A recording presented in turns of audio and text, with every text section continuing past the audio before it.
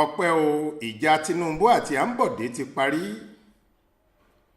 Béèyàn bá sọ pé orin gbajúgbajà alápàlà ayé àtijọ́ kan Àyìnlá Ọmọwúrà níbi tó ti kọrin pé ó donípẹ̀kẹ́ akora wa, ohun tó dà wá lù kò ní tú wa ká mọ́, ni ààrẹ Bọ́lá Ahmed Tinubu àti gómìnà àná nípínlẹ̀ Èkó Akínwùmí Ambọde tí ìkùnsínú ti wà láàrin àwọn méjèèjì látìgbà tí bàbá náà ti fa ẹlòmíì kalẹ̀ dípò kí Ambọde ṣe sáà kejì lọ́dún 2019 ni àwọn méjèèjì ń jó sí lásìkò yìí.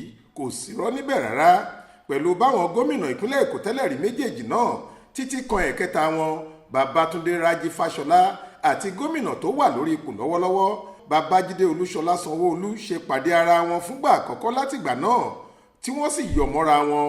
Bí wọ́n ṣe ń rẹ́rìn-ín àríndọ́kàn síra wọn ni wọ́n ń gbára wọn mọ́ra tí fọ́tò yíyà àti fídíò sì ń lọ lóníranran. Lọ́jọ́bọ̀ tọ́sídẹ̀ẹ́ ọjọ́ 29 oṣù kẹfà ọdún yìí Ambọde àti Tinubu pàdé pọ̀ tí wọ́n sì kíra wọn dáadáa níbi ètò ayẹyẹ ìkíni káàbọ̀ tí gómìnà ìpínlẹ̀ Èkó Babájídé Sanwó-Olú ṣe fún ààrẹ Tinubu láti lè kí káàbọ̀ sí ìpínlẹ̀ Èkó lásìkò tó wálé wá ṣọdún iléyá. Nínú fídíò kan tí agbẹnusọ lórí ètò ìròyìn sí gómìnà Babájídé Sanwó-Olú Jubril Gawat gbé sórí ẹ̀rọ abẹ́yẹfò Twitter rẹ̀ ní Ambọde àti Tinubu ti kíra wọn níbi gbọ̀ngàn ayẹyẹ tó wà ní Lagos House Marina lérékùṣù Èkó lọ́hùn-ún. Nínú fídíò yìí ni àwọn gómìnà méjì tí wọ́n ti jẹ nípìnlẹ̀ Èkó bákan náà gómìnà Rájí Fáṣọlá àti Ambọde ti pàdé pọ̀ pẹ̀lú Sanwó-Olú. Ẹ̀rín àti ìdùnnú ló sì hàn lójú àwọn mẹ́tẹ̀ẹ̀ta lásìkò tí Ambọde ń kí Tinubu pẹ̀lú ìrẹ̀lẹ̀ àti tẹríba ló fi bọ ọ̀gá rẹ̀ yìí lọ́wọ́. Tinubu náà sì sọ pé inú òun dùn láti rí Ambọde. Lẹ́yìn èyí lòun pẹ̀lú gómìnà Babátúndé Fáṣọlá tó gbé ìjọba sílẹ̀ fún un náà kíra wọn. Nínú fídíò wọn tí akọ̀wé ìròyìn gómìnà Sanwó-Olú Gbóyèga Akọ́sílẹ̀ náà gbé sórí ẹ̀rọ ayélujára ló kọ sí pé fún ìgbà àkọ́kọ́ láti bí ọdún 4 ó lé gómìnà Fáṣọlá, Ambọde àti Sanwó-Olú pàdé ní Lagos House Marina nípínlẹ̀ Èkó níbi àpèjẹ kan tí gómìnà Sanwó-Olú gbé kalẹ̀ láti fi ṣàpọ́nlé ààrẹ Tinubu tó wá sí Èkó fún ọdún iléyá.